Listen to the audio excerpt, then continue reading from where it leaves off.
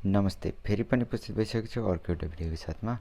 आजको यो भिडियोमा तपाईँलाई एनटिसी अथवा नमस्ते सिम चाहिँ तपाईँले नेपालभन्दा बाहिर कसरी युज गर्न सक्नुहुन्छ, अथवा तपाईँ नेपालभन्दा बाहिर विदेशतिर जान लागिराख्नु भएको छ भने त्यहाँ चाहिँ तपाईँले कसरी आफ्नो एनटिसी सिम युज गर्न सक्नुहुन्छ भन्ने कुराहरू आजको यो भिडियोमा तपाईँले बुझ्न सक्नुहुन्छ। र यदि तपाईँमा विदेश जान लाग्नु भएको छ, तपाईँको मोबाइल ब्याङ्किङ छ अथवा तपाईँको आइपीहरू भर्नुपर्ने छ, ओटिपीहरू लिनुपर्ने छ भने चाहिँ त्यस्तो अवस्थामा तपाईँले आफ्नो सिम एक्टिभ गरेर जानुपर्ने हुन्छ।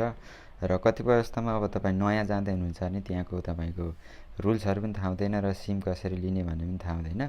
त्यो भएको कारणले तपाईँले यो आफ्नो सिम एक्टिभ गरेर चाहिँ जानु होला। त्यसपछि तपाईँले विदेशमा पनि सजिलै युज गर्न सक्नुहुन्छ। र यसको लागि चाहिँ तपाईँले *1415*7# क्लिक गरेर कल बटनमा थिच्नु होला। त्यति गरिसकेपछि चाहिँ तपाईँले आफ्नो सिम एक्टिभ गर्न सक्नुहुन्छ। र यहाँ तपाईँले देख्न पनि सक्नुहुन्छ यही तरिकाबाट तपाईँले आफ्नो सिम एक्टिभ गरेर जान सक्नुहुन्छ। र त्यति गरेर गइसकेपछि तपाईँले विदेशमा पनि काम गर्न सक्नुभयो।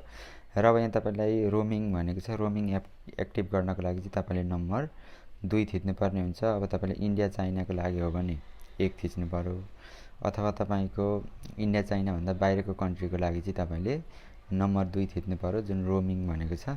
यसमा तपाईँले नम्बर 2 थिचेर सेन्ड गर्नु होला।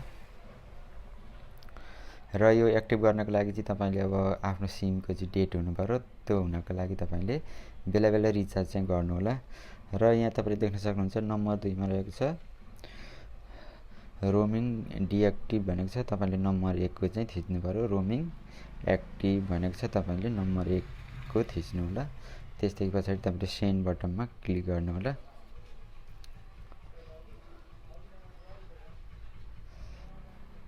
र यदि तपाईँ अब इन्डिया चाइना जाँदै हुनुहुन्छ भने चाहिँ नम्बर 3 तपाईँले थिच्नु होला।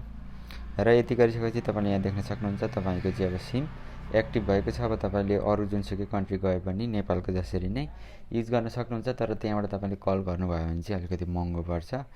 त्यो भएको कारणले अब यो काम चाहिँ तपाईँले विदेश जानुभन्दा अगाडि नै गरेर जान सक्नुहुन्छ। र अब आफ्नो सिमको डेट चाहिँ कहिलेसम्म छ भनेर चेक गर्नको लागि चाहिँ तपाईँले *400# गर्नुभयो भने तपाईँले आफ्नो सिमको डेट देख्न सक्नुहुन्छ। र तपाईँको डेट कम छ भने चाहिँ बेला बेला रिचार्ज गर्दै गर्नु होला। अथवा तपाईँ नेपालभन्दा बाहिर जाँदै हुनुहुन्छ भने 1000-1500 को रिचार्ज गरेर जानुभयो भने त्यस्तो अवस्थामा तपाईँको सिमको डेट रहन्छ, अथवा उहीँ पनि तपाईँले बेला बेला रिचार्ज गर्दै गर्नु होला।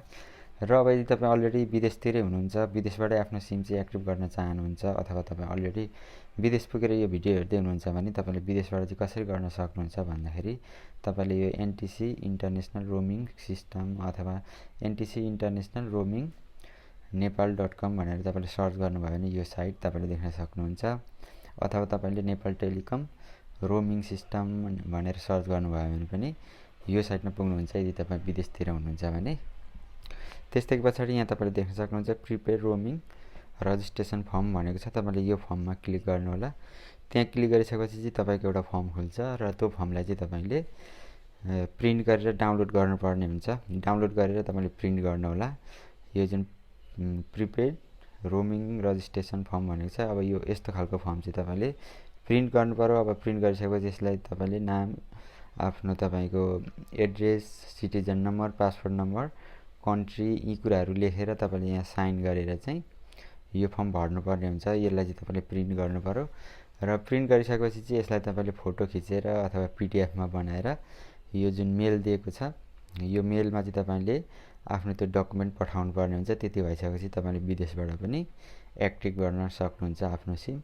त्यति गरिसकेपछि तपाईँले अब जहीँ बसेर पनि आफ्नो सिम एक्टिभ गर्न सक्नुभयो। र तपाईँको मोबाइल ब्याङ्किङ अथवा अरू जुनसुकै कामहरू सजिलैसँग तपाईँले विदेशबाट गर्न सक्नुहुन्छ।